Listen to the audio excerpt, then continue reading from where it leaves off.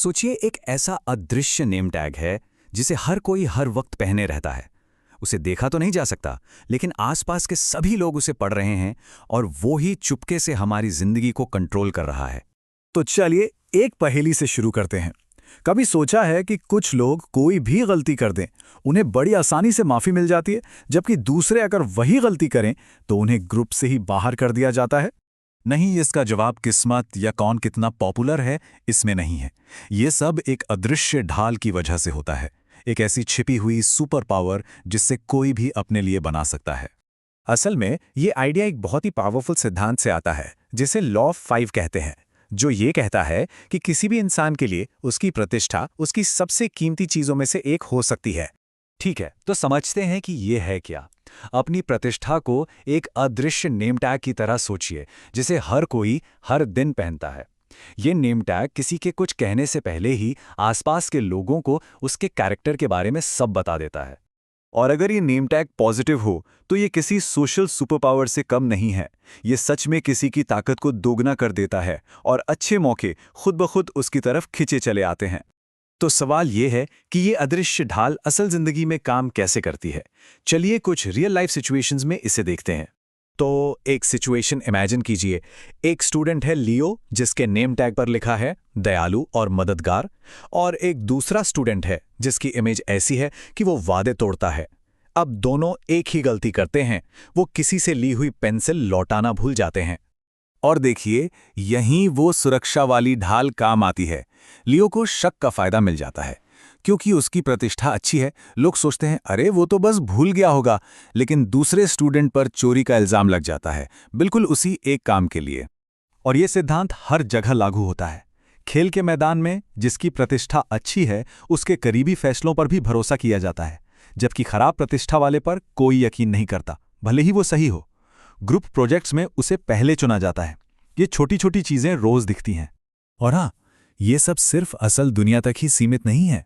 हमारा digital name tag भी उतना ही या शायद उससे भी ज्यादा जरूरी है।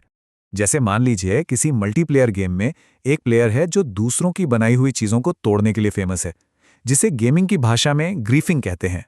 डिजिटल दुनिया का तो पता ही है, बात जंगल की आग की तरह फैलती है। चैट में एक पल में ही सबको पता चल जाता है कि ये प्लेयर कौन है और क्या करता है। और बस हो गया काम। उनके अदृश्य डिजिटल नेम टैग पर हमेशा के लिए एक ठप्पा लग जाता है, ग्रीफर। और इसका नतीजा बहुत तेज और बहुत सीधा होता है। सामाजिक अलगाव, दूसरे प्लेयर्स उसे ब्लॉक कर देते हैं और आखिर में उसे उस कम्युनिटी के साथ खेलने का मौका ही नहीं मिलता। तो ये सब जानने के बाद सबसे जरूरी सवाल तो यही उठता है कि कोई जानबूझकर, सोच समझकर एक मजबूत और पॉजिटिव प्रतिष्ठा कैसे बना सकता है। इसके लिए एक बहुत ही साफ 3 स्टेप की स्ट्रैटेजी है। पहला, एक अच्छा गुण चुनें। तय करें कि नेम टैग पर क्या लिखा होना चाहिए। सबसे भरोसेमंद, सबसे मददगार। दूसरा, इसे धीरे धीरे बनाएं। देखिए, प्रतिष्ठा रातों रात नहीं बनती, ये लगातार अच्छे कामों का नतीजा होती है। और तीसरा, इसकी जमकर रक्षा करें। अगर कभी कोई गलती हो जाए तो फौरन माफी मांगे और उसे सुधारें, ताकि नेम टैग साफ रहे।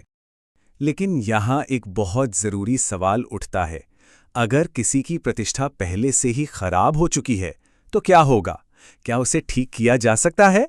देखिए, एक बात तो माननी पड़ेगी कि एक बार जब भरोसा टूट जाता है तो उसे वापस जीतना सबसे मुश्किल सामाजिक चुनौतियों में से एक है। लेकिन हाँ, मुश्किल का मतलब नामुमकिन नहीं होता। अगर सही कदम पूरी ईमानदारी से उठाए जाएं तो इसे ठीक किया जा सकता है।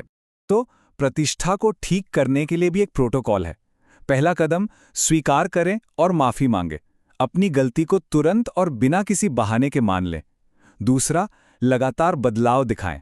सिर्फ बोलना काफी नहीं है, अपने कामों से यह साबित करना होगा कि वो पुराना बर्ताव अब जा चुका है। और तीसरा, पॉजिटिव सबूतों की झड़ी लगा दें। कहानी को बदलने के लिए उम्मीद से कहीं ज्यादा अच्छा काम करके दिखाना होगा। तो आखिर में बस यही सोचना है, जब ये अदृश्य नेम टैग हमेशा पढ़ा ही जा रहा है तो सबसे जरूरी बात ये तय करना है कि हम उस पर क्या लिखा देखना चाहते हैं, और फिर हर दिन उसी सच्चाई के साथ जिएं।